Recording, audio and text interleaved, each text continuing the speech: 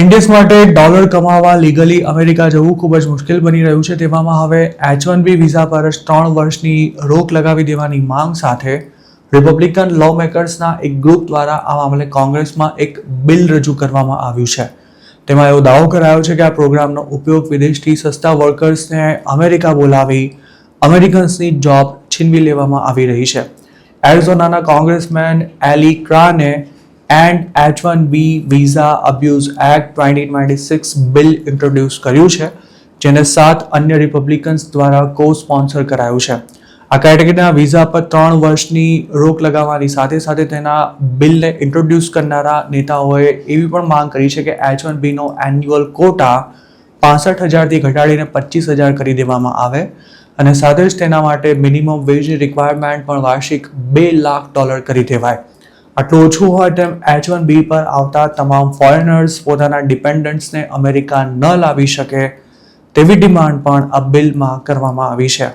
અમેરિકાની ટેકનોલોજી કંપનીઓ ઉપરાંત હોસ્પિટલ્સ પણ H1B પર દર વર્ષે હજારો ફોરેનર્સને જોબ પર રાખે છે.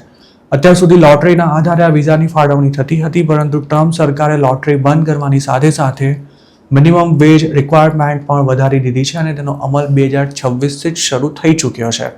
જોકે હવે તેમની જ પાર્ટીના નેતાઓ એવી ડિમાન્ડ કરી રહ્યા છે કે આ પ્રોગ્રામને જ 3 વર્ષ માટે સસ્પેન્ડ કરવાની સાથે સાથે તેના પર બીજા પણ કડક નિયંત્રણો મૂકવામાં આવે. આ ઉપરાંત તેમની એવી પણ માંગ છે કે ફોરેન વર્કર્સને બોલાવવા માંગતા અમેરિકન એમ્પ્લોયર્સ પાસેથી એવું લખાણ લેવામાં આવે કે તેમને અમેરિકામાં વર્કર્સ નથી મળી રહ્યા અને તેમની કંપનીએ કોઈ કર્મચારીઓની છટણી પણ નથી કરી. આ ઉપરાંત H1B હોલ્ડર્સ મલ્ટિપલ જોબ્સ ન કરી શકે અને થર્ડ પાર્ટી સ્ટાફિંગ એજન્સીઓ તેમને જોબ પર ન રાખી શકે તેવા મુદ્દા પણ આ બિલમાં સમાવી લેવાયા છે. હાલ H1B હોલ્ડર્સ આમે ખાસા સ્ટ્રેસમાં છે. તેવામાં બિલ રજૂ કરનારા નેતાઓ એવું ઈચ્છે છે કે H1B ને 3 વર્ષ માટે બંધ કરવાની સાથે OPT પ્રોગ્રામને પણ બંધ કરી દેવામાં આવે તેમજ H1B વાળાને ટેમ્પરરી વિઝા અપાય અને તેમને પરમેનન્ટ સ્ટેટસ પણ ન આપવામાં આવે. જો તેઓ પોતાનું સ્ટેટસ બદલવા માંગતા હોય તો તેના પહેલાં તેમને અમેરિકા છોડવું પડે તેવું પણ આ બિલમાં જણાવાયું છે. બિલના સ્પોન્સરનું કહેવું છે કે અમેરિકાની સરકારે મોટો પ્રોફિટ કરતી કંપનીઓ માટે નહીં પણ મહેનતુ અમેરિકન્સ માટે કામ કરવું જોઈએ. ઉલ્લેખનીય છે કે H1B હોલ્ડર્સના ડિપેન્ડન્ટ્સને H4 વિઝા મળે છે અને તેના પર તે અમેરિકામાં ગમે ત્યાં ફૂલ ટાઈમ જોબ કરી શકે છે.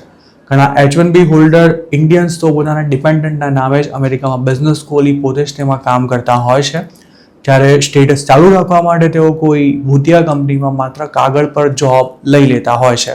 ટ્રમ્પના સમર્થકો ઘણા સમયથી H1Bના નામે સમગ્ર યુએસમાં મોટું સ્કેમ ચાલી રહ્યું છે તેવા દાવા કરતા આવ્યા છે. ખાસ તો ટેક્સાસમાં ભૂતિયા કંપનીઓ દ્વારા કઈ રીતે H1B પર લોકોને અમેરિકા બોલાવાય છે તેના કેટલાક સ્ટિંગ ઓપરેશન્સ પણ કરવામાં આવ્યા હતા, જેના વિડીયો ખાસા વાયરલ થયા હતા. આ ઉપરાંત H1B હોલ્ડરને અપાતા પગાર અને તેમના કારણે અમેરિકન્સને નોકરીઓ ગુમાવવી પડતી હોવાના મુદ્દા પણ અગાઉ અનેક વાર ચગી ચૂક્યા છે. H1B પર અમેરિકા જતા ફોરેનર્સમાં ઇન્ડિયન્સની સંખ્યા સૌથી વધારે હોય છે. તેવામાં સ્વાભાવિક છે કે જો આ પ્રોગ્રામ પર કોઈ પણ પ્રકારના નિયંત્રણો આવશે તો તેની સૌથી ઘેરી અસર ઇન્ડિયન્સ પર જ પડવાની છે. જો અમેરિકામાં કામ કરવાનો મોકો જ ન મળવાનો હોય તો પછી કોઈ સ્ટુડન્ટ વિઝા પર લાખો કરોડો રૂપિયા ખર્ચીને પણ અમેરિકા ભણવા જવાનું જોખમ નહીં લે.